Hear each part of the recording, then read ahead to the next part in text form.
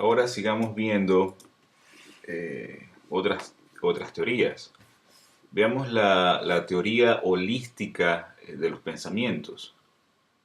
Un pensamiento resulta de un patrón de estimulación de varias partes del sistema nervioso central al mismo tiempo.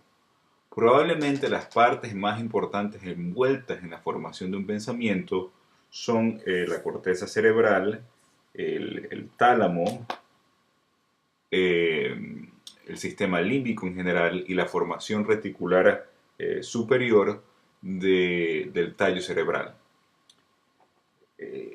Las áreas del sistema límbico, tálamo y la formación reticular dan al pensamiento la naturaleza general de la idea. Y las áreas específicas estimuladas en la corteza cerebral determinan las características discretas, las características específicas del pensamiento. Es decir, varias partes del sistema nervioso tienen que activarse al mismo tiempo para formar un pensamiento. De la misma forma que dijimos que la conciencia es más que la suma de las partes separadas del cerebro, un pensamiento es más que sus partes separadas. O míralo de esta forma. Si pongo hierro alrededor de un cable de cobre y paso una corriente eléctrica, el hierro se convierte en un magneto. Este campo electromagnético es más que las partes que lo componen, pero necesitan de esta estructura física para poder funcionar. Veamos ahora cuando uno escucha y habla, ¿qué es lo que pasa aquí? La secuencia es la siguiente. La recepción se hace en la área primaria auditiva, donde se codifican las palabras. Se envía esta información acá al área de Wernicke, donde se interpretan estas palabras, y aquí en esta misma área se determina los pensamientos y las palabras que se van a decir. Se transmite la señal de esta área de Wernicke al área de Broca, que se encuentra aquí, por medio del fascículo arcuato, y se transmite de esta área, del área de Broca, se envía la información al área motoria primaria, para que aquí se envíen a los músculos necesarios para poder hablar. Por ese caso he obviado muchos pasos intermedios para simplificación de la idea de cómo muchas áreas cerebrales necesitan trabajar en conjunto. Esa es la idea que trato de pasar.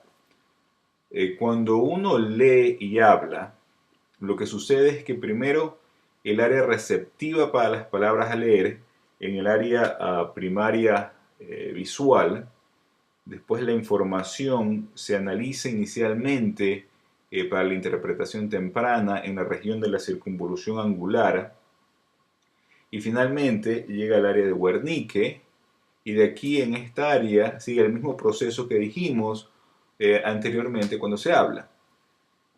Lo importante de este pequeño ejercicio es darse cuenta sobre la importancia de las áreas activadas, especialmente las áreas de asociación en el pensamiento. Estas áreas reciben y analizan simultáneamente múltiples regiones del área, ya sea del área motor y sensorial, al igual que estructuras subcorticales. Estas áreas de asociación, las más importantes para nuestro entendimiento, es la área parieto-occipital temporal, el área prefrontal y el área límbica. Lo que me interesa del área parieto-occipito-temporal es su función, que es la de proveer un alto nivel a la interpretación de significado o para las señales que recibe de todas las áreas que se encuentran alrededor. En esta área tenemos el área sensorial, la área auditiva, la área visual, es decir, recibe información de todas estas áreas que se encuentran alrededor. Y entre otras cosas, analiza la coordinación espacial del cuerpo, pero lo que me interesa aquí es el área de Wernicke. que es importante para la comprensión del lenguaje. Es más, diría que es la región más importante de las funciones intelectuales superiores, ya que todas estas funciones se basan en el lenguaje. Tenemos el área de circunvolución angular, que es importante para el inicio del proceso de leer. Y tenemos aquí el área para reconocer objetos. Veamos la siguiente área de asociación, que es el área de asociación prefrontal. En esta área, su función es procesar la información motora y no motora de varias áreas del cerebro y lograr pensamientos motores y no motores. Esta área es importante para la elaboración del pensamiento. Aquí está una forma de memoria a corto plazo que dijimos que está la forma de la memoria de trabajo. Aquí también está el área de Broca, que provee un circuito neuronal para la formación de palabras. Y por último, la parte que quiero enseñar es el área límbica. Lo puede ver mejor aquí la parte amarilla. El área límbica es primariamente relacionada con el comportamiento, emociones y motivación. Muchas estructuras límbicas están particularmente relacionadas con la naturaleza de estímulos sensoriales. Aquí tenemos la idea del principio de consecuencia o no, que ya hablamos, de recompensa y castigo. Recuerda de que si un tipo de información no tiene consecuencias para el individuo, esta información será olvidada. Es más, el 99% de la información que llega al cerebro es olvidada por su falta de una consecuencia. En esta área y este principio, que es lo que últimamente hace posible que una pieza de información sea guardada o no, los centros de recompensa y castigo son los que seleccionan la información que aprendemos. El punto sobre estas áreas de asociación que quiero dejar en referente para después mostrar mi método de aprendizaje es que si no se puede mostrar una idea físicamente, es decir, cuando hablo de perro, cuando estoy estudiando este concepto, mostrar el animal, si no se lo puede hacer, el estudiante debe usar activamente su imaginación para ver lo que se estudia.